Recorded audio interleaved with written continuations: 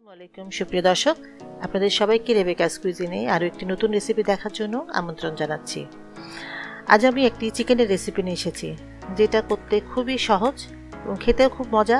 মশলা তেমন কোনো কিছুই নাই, খুব সহজে ঝটপট তৈরি করে ফেলা যায়। তো চলুন দেখে নিই এটি করতে আমাদের কী কী লাগবে। এর জন্য আমি একটি প্যানে 1/4 কাপ তেল নিলাম, আস্ত শুকনো মরিচ দিলাম 3-4টি, একটু ছিঁড়ে দেবেন শুকনো মরিচগুলো, আর দিলাম 1/2 চা চামচ গোলমরিচ। মশলা যখন একটু ফুটে উঠবে, মানে মরিচগুলো একটু শুকনো মরিচ আর গোলমরিচটা একটু ফুটে উঠবে, তখন আমি এর মধ্যে চিকেন দিব। চিকেন আমি 1 কেজি চিকেন গলা বাদ দিয়ে দিয়েছি এবং চিকেনগুলো ছোট ছোট করে কেটে নিয়েছি। কাটটা আপনাদের ইচ্ছে মতো বড় করতে পারেন, ছোট ছোট করলেই ভালো লাগে আসলে। তো কেটে নিয়ে আমি একটু তেলের সাথে মিশাচ্ছি, তেলের সাথে একটু নাড়াচাড়া করে দিব। আর কিছুক্ষণ পরেই 1 চা চামচ লবণ দিচ্ছি। লবণ 1 চা চামচ আপাতত দিচ্ছি, পরে কিন্তু টেস্ট অনুযায়ী আবার দেওয়া যাবে। কিছুক্ষণ নাড়বো, নেড়ে চেড়ে আমি এটা, দেখুন অনেক পানি বের হবে। এই পানি দিয়েই কিন্তু চিকেনটা সিদ্ধ হয়ে যাবে, খুব বেশি পানি, এক্সট্রা পানি পরে দেওয়া লাগবে না। এই চিকেনের পানিতেই চিকেন সিদ্ধ হয়ে যাবে। একটু করে করে নাড়াচাড়া করতে হবে এবং খুব বেশি হাই ফ্লেম রাখবেন না, ফ্লেমটা কমই থাকবে। চিকেনটা কিন্তু খেতে খুব মজা। আর কিছুক্ষণ পরে ঢেকে দিব।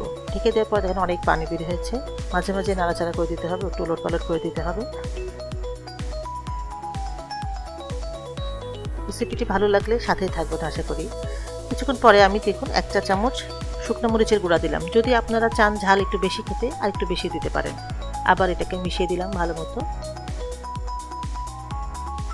খুব বেশি মশলা ঝামেলা নেই, কোনো বাটাবাটি লাগবে না। জিরা, ধনিয়া, আদা, রসুন কিছুই লাগবে না, কিন্তু খেতে কিন্তু খুব ভালো টেস্টি লাগে।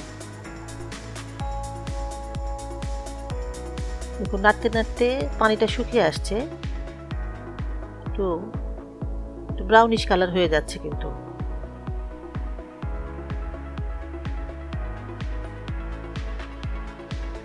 দেখুন নাড়তে নাড়তে প্রায় ঝোল কমে আসছে, অনেক পানি কমে গেছে এবং হালকা বাদামি বাদামি হয়ে গেছে। এই অবস্থা যখন হবে, তখন আমি বেরেস্তা দিব।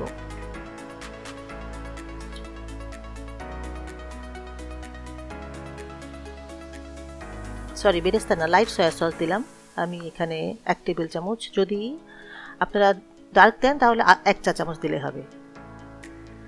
আর ফ্রাইড অনিয়ন দিলাম, মানে বেরেস্তা দিলাম আমি এখানে 1 কাপ। যদি আপনারা গ্রেভি বেশি খেতে চান, সেক্ষেত্রে আপনারা আরো একটু বেশি দিতে পারবেন।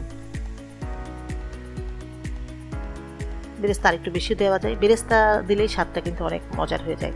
আর টমেটো সস দিচ্ছে একটু পরেই 1 টেবিল চামচ।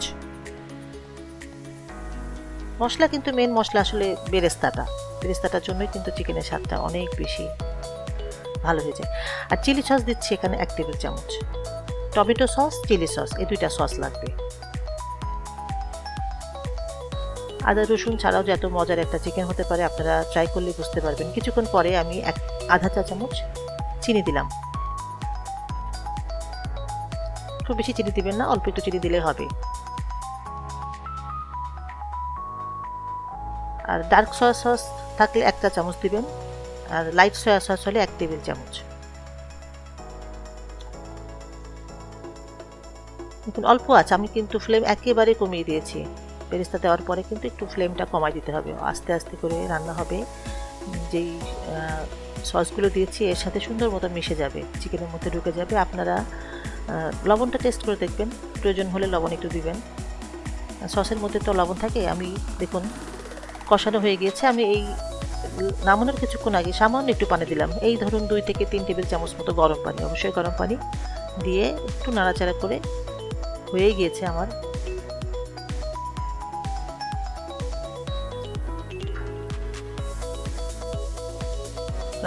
আমি এবার ঢেকে দিব।